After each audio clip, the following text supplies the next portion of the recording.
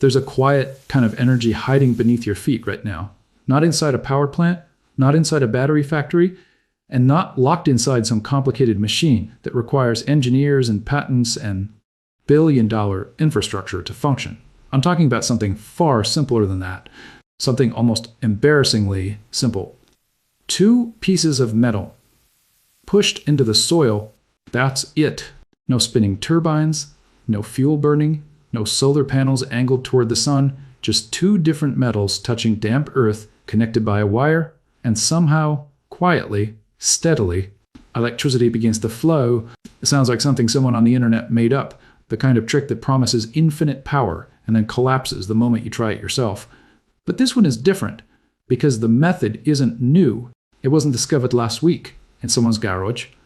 It's been documented for nearly 2 centuries, and the idea behind it stretches back more than 2,000 years.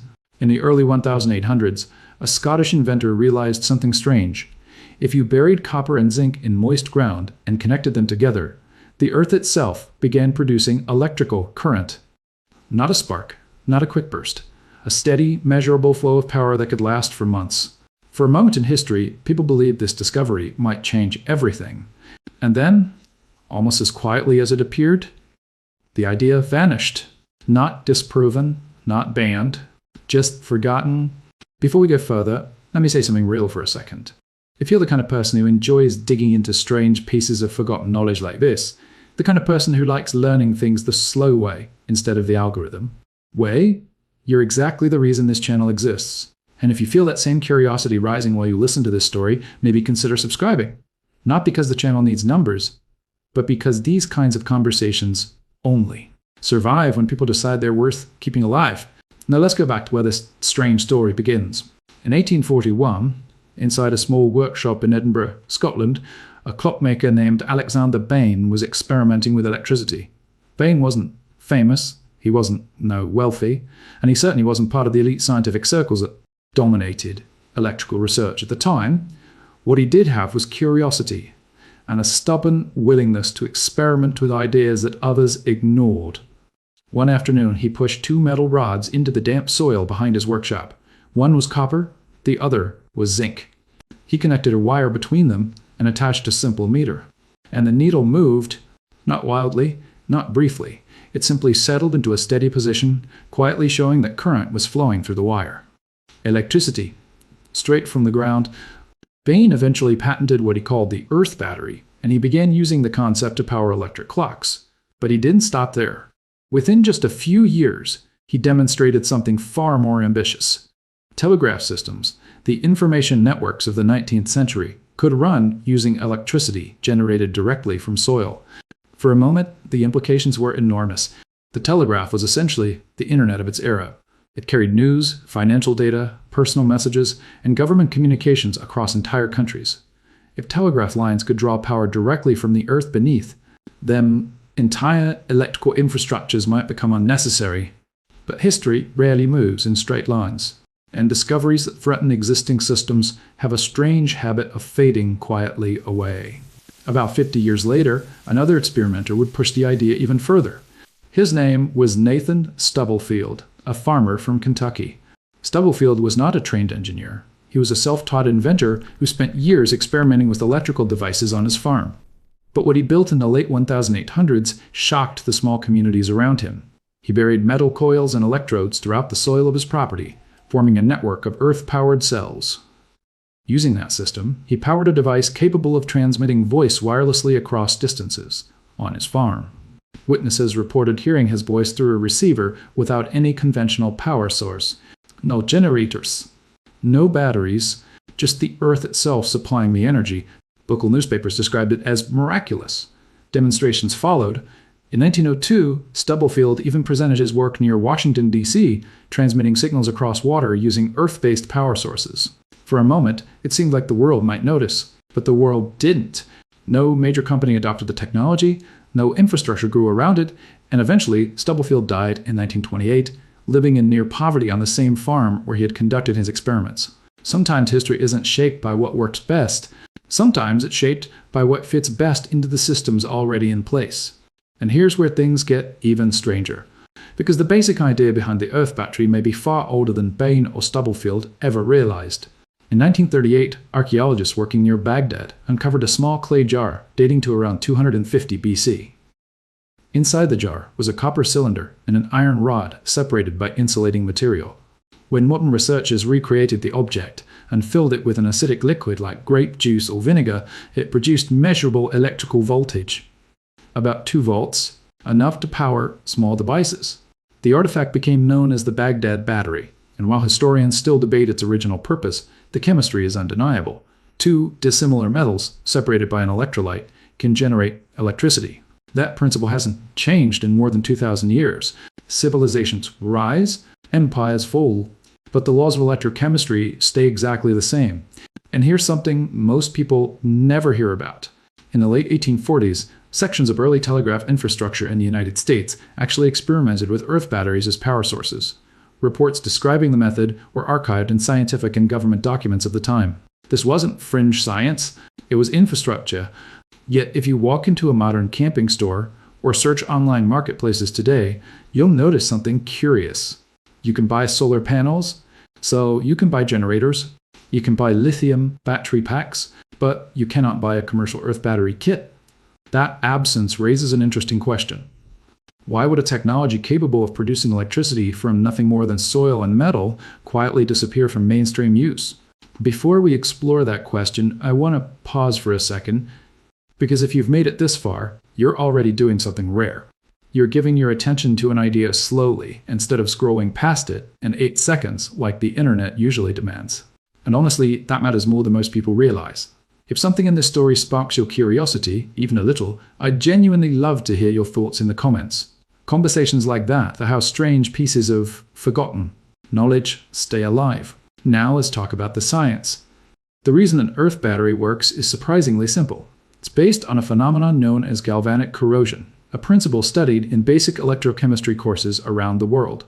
When 2 different metals are placed in an electrolyte, a substance capable of conducting ions, and electrons naturally flow from the more reactive metal to the less reactive one. That electron flow is electricity, so the only ingredients required are 2 dissimilar metals and an electrolyte. Most people think of electrolytes as laboratory liquids or battery acids, but nature already provides them almost everywhere. Soil contains water, dissolved mineral salts, organic compounds, and microbial life, all of which contribute to ionic conductivity. In other words, damp earth is already a natural electrolyte. When you insert copper and zinc into that environment and connect them with a wire, electrons begin traveling through the wire, while ions move through the soil. A complete electrical circuit powered by dirt. Different metal combinations produce different voltages. Copper paired with zinc typically produces a little over 1 volt per cell. Magnesium paired with copper can produce even higher voltages. One cell alone isn't very powerful, but electricity becomes interesting when cells are connected together. Just like stacking traditional batteries, multiple earth cells can be wired in series, allowing their voltages to add together. 10 cells might produce around 10 volts.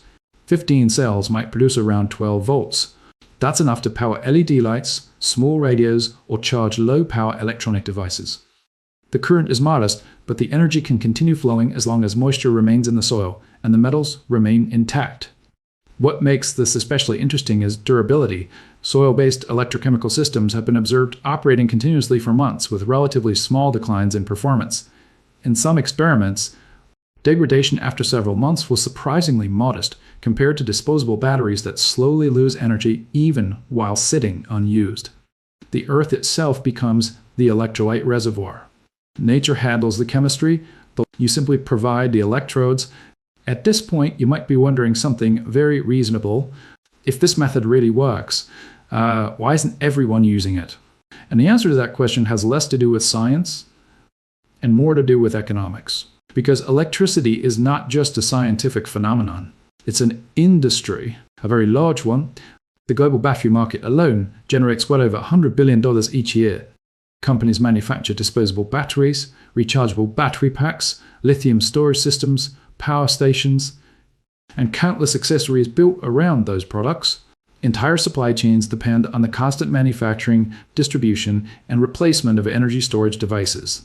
Now imagine a technology with these characteristics. The The raw materials cost only a few dollars. The electrolyte is literally the ground. The components can be assembled by almost anyone, and the basic principle cannot be patented because it's a fundamental law of chemistry. That type of technology is difficult to build a large industry around. There's nothing inherently conspiratorial about that reality. Markets tend to favor systems that can be standardized, packaged, branded, and repeatedly sold. A device anyone can build with scrap metal and a patch of soil doesn't easily fit that model. And that brings us to the practical part. The part most people listening right now are probably curious about. How would someone actually build one? And the simplest version is surprisingly straightforward. You start with two metals, copper and zinc. Copper wire works well, and galvanized steel nails serve as a convenient zinc source because their protective coating contains zinc. Cut small copper strips or use short sections of solid copper wire. Then take several galvanized nails. Find a patch of damp soil, a garden bed, forest floor, or area near waterworks, best. Push one copper piece and one galvanized nail into the ground a few inches apart. Bury them several inches deep. That pair forms a single electrochemical cell. From there, you create more cells and connect them in series by linking the copper of one cell to the zinc of the next. Each additional cell adds voltage to the system. With enough cells, the combined voltage can power small electronic loads. There are limitations. Of course, Earth batteries produce relatively low current. They're excellent for small electronics, but not for large appliances. Soil moisture affects performance, so extremely dry environments reduce output. And zinc electrodes gradually corrode over time, meaning they eventually need replacement.